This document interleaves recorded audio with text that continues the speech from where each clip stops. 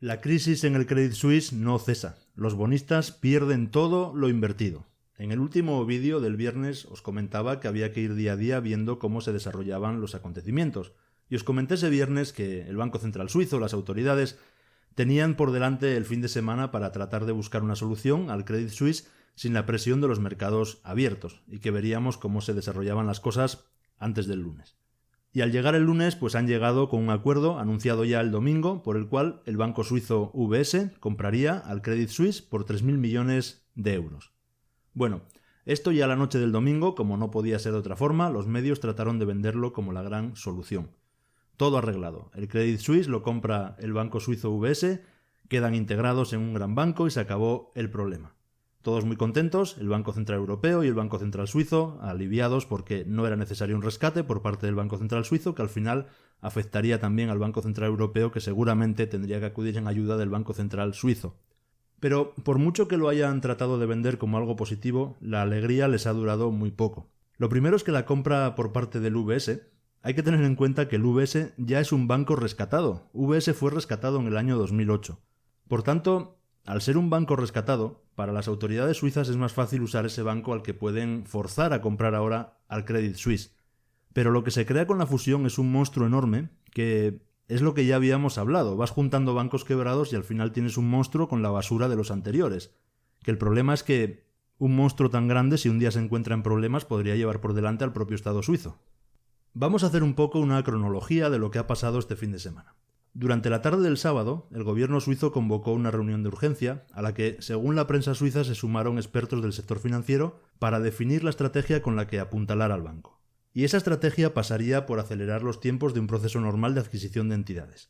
Había otras opciones, el fondo BlackRock entre otros, pero parece que el gobierno suizo quería que fuera UBS, supongo que para no perder el control suizo. Por lo tanto, lo principal era poder acelerar los tiempos para hacerlo cuanto antes. UBS es el gran rival de Credit Suisse, y lo que se había filtrado estos días es que a Credit Suisse que lo comprara su rival UBS no le hacía ninguna gracia. Pero lo más curioso es que se filtró también que UBS, después de analizar las cuentas, tampoco estaba muy por la labor de comprar al Credit Suisse. Incluso se filtra que temen que la fusión implique recortar unos 10.000 empleos incluso del UBS si compra a su rival Credit Suisse. Pero la clave está, como he dicho, que UBS es un banco que ya fue rescatado en 2008 y por tanto quien manda sobre el banco al final es el gobierno suizo y por tanto donde hay patrón no manda marinero. Y el gobierno suizo no está dispuesto a perder un día más porque los nervios están a flor de piel. Los más de 54 millones de euros que el Banco Central Suizo puso el miércoles a disposición del Credit Suisse para que tuviera liquidez y tratar de frenar la sangría, como ya habíamos comentado, no sirvieron de mucho. El día que lo anunciaron fue como ahora, como el domingo. Todo está ya solucionado, los bancos rebotan en bolsa y al día siguiente vuelta de la incertidumbre y caída de los bancos. Así que necesitaban ya un acuerdo con alguna entidad que pudiera dar solvencia y evitar seguir con la sangría de salida de capitales. Y la sangría es que, mirad, en total 450 millones de dólares salieron entre el 13 y el 15 de marzo de sus fondos de Estados Unidos y Europa, según Morningstar. Pero es que fuentes no identificadas, citadas por Financial Times, lo ampliaban hasta los 10.800 millones de dólares al fin de semana. 10.800 millones de dólares de sangría. El tema es muy grave porque los actuales activos del Credit Suisse equivalen nada menos que al 70% del PIB de Suiza. Es un riesgo brutal para Suiza que el banco caiga, pero no solo para Suiza, lo es para el resto del sistema financiero internacional. A pesar de que el Banco Central Europeo o la Reserva Federal digan que no pasa nada, que la exposición al Credit Suisse era mínima. Por eso, un banco que se está yendo al garete y que tiene una capitalización que es tanto como el 70% del PIB de Suiza necesitan actuar cuanto antes, y el lunes tenían que tener cerrado un acuerdo sí o sí. El problema está en que el banco elegido pues no le ha tocado precisamente la lotería. Sus planes estaban muy lejos de comprar a su competidor. Su objetivo, el objetivo de UBS, era crecer en Estados Unidos y Asia, no dedicar su dinero y sus esfuerzos a fusionarse con Credit Suisse. Así que según el Financial Times, las autoridades suizas habrían planteado un plan A que implicaría la fusión de ambos bancos. Pero ante las dudas de UBS sobre la solvencia de Credit Suisse, ponen sobre la mesa un plan B que supondría trocear el banco.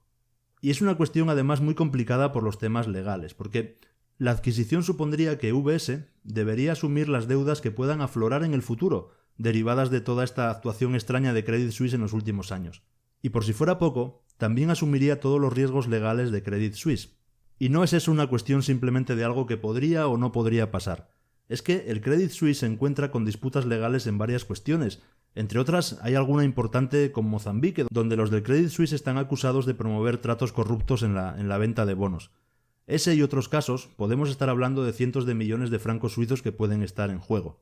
Parece que el gobierno suizo estaría dispuesto a cubrir como provisión de fondos una parte de ese dinero que podría estar en litigio para que UBS esté más tranquilo. Pero bueno, la cuestión es que, como os decía, el domingo toda la prensa se apresuró a contarnos que se había cerrado la compra del Credit Suisse por el banco rival UBS y que todo estaba ya solucionado. Y esta vez ni 24 horas les ha durado la buena noticia. Hoy, si habéis seguido la prensa, los titulares han ido cambiando a lo largo de toda la mañana. De la euforia inicial hemos acabado leyendo en El País, por ejemplo, que el rescate de Credit Suisse causa indignación en Suiza, o que el mercado se pone nervioso horas después de anunciarse la fusión. En el diario económico 5 días, que el mercado duda del acuerdo de rescate del Credit Suisse.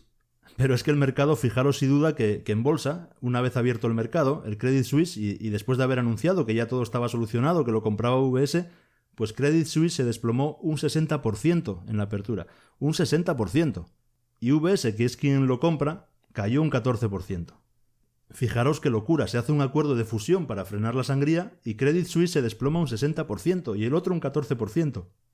Y la desconfianza sigue por todo el sector financiero. Al final la operación se ha hecho contrarreloj y sin interés por la parte compradora, es decir, comprando bajo presión y mediación de las autoridades suizas. Y no solo mediación, al final de una forma o de otra, poniendo dinero las autoridades suizas. Aunque pretendan que parezca una compra entre entidades, al final hay dinero público puesto por el gobierno suizo. Aunque sean provisiones de fondos, pero lo hay. Y de ahí también la indignación suiza. Y al final otra vez con un movimiento que probablemente no sirva de gran cosa.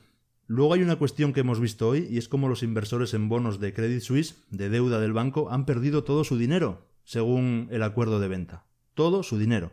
Hemos podido leer que los inversores en los bonos con más riesgo del banco rescatado, conocidos como AT1, el acuerdo incluye borrar de un plumazo esta deuda, lo que supone valorar en cero unos 17.000 millones de dólares. Su liquidación es la mayor pérdida vivida hasta ahora en este mercado.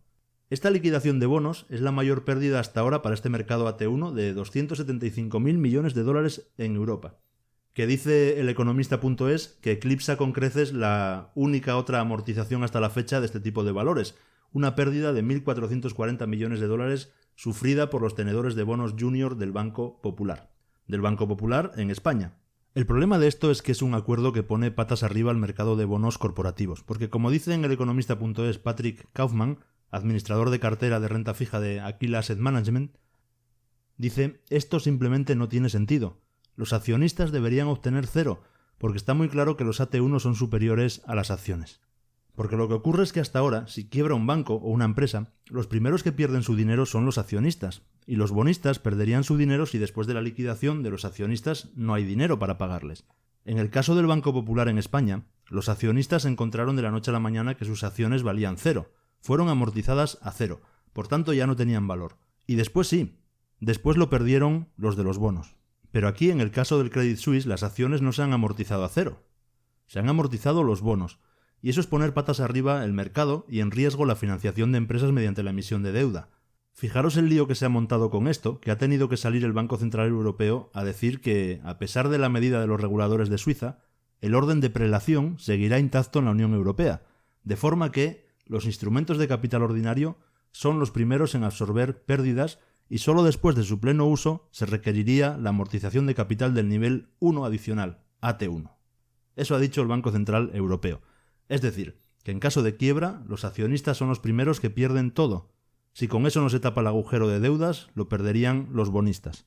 Y es que, lógicamente, un accionista es teóricamente forma parte de la empresa, invierte en una empresa y tiene una parte de su capital social.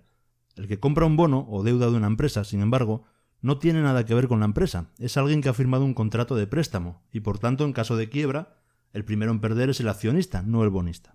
Así ha sido hasta ahora.